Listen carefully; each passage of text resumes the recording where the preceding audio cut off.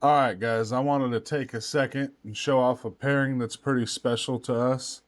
This female right here, the larger of the two, is a 2022 Hypo Leopard, and she is 100% het for Call Albino. And she was actually our very first boa. She's what got us into boas, and in a way, the whole store kind of revolves around this snake right here. She's really what started this whole boa addiction for us. When I first got her, I didn't fully understand just how deep boa genetics could go, how many different directions you could take a project, or how much I was eventually going to enjoy working with these guys. Now we have a pretty serious boa collection, but she's the animal that started it all. The male beside her is a 2024 leopard, and he is also 100% het for Call Albino. What you'll notice here is that these animals are both fairly small and compact compared to what a lot of people picture when you think of a boa constrictor. The leopard mutation originally came from Sonoran boa lines out of Mexico, which tend to be smaller and more compact animals. Now, I'm not claiming that these are pure Sonoran locality boas, and I'm not going to promise that every baby will be small. These are more or less designer morph boas that have leopard in them. The easy way to explain it. Both of these particular animals have that smaller, compact body type, and that's something that we really like, and that's a lot of our pairings are kind of geared towards that.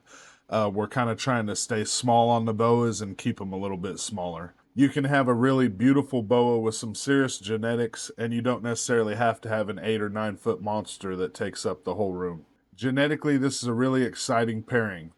Because both parents are visual leopards, every baby produced from this should be visual leopard. The female is also hypo, the male's not hypo. So statistically, about half the babies will inherit hypo. Both parents are het for Call Albino. Het to het gives you a 25% chance per baby of producing visual albino.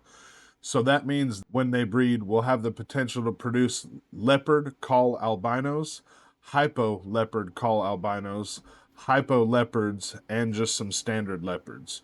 The big target animal obviously would be a hypo leopard Call albino. It's quite a mouthful there. Those odds work out to roughly 1 out of every 8 babies on paper, but genetics don't read the calculator. You could hit several of them, you could hit one, or you could miss completely. Every baby is its own roll of the dice. This project isn't only about chasing the biggest genetic combination. This female was my first boa. She's always going to be special to me. She was here before the store, before the larger breeding collection, and before we really knew what we were doing. And that's part of why I want to start documenting these projects better. When these babies are eventually born, whatever year that ends up being, I want there to already be solid documentation on the parents that produced them. Their health, their temperament, body condition, how they were raised, why I chose the pairing, and how they progressed along the way. I want people to be able to follow the entire process and understand the animals behind the babies. So over the coming weeks and really continuing on this page, expect to see more of our future pairings, the reasons behind those pairings, and the genetics we're working with.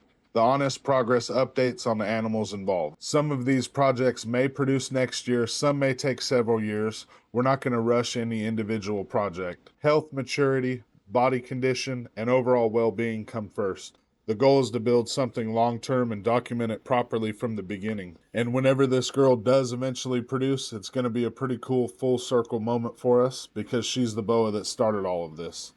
We're not just a pet store, we're a reptile specialist.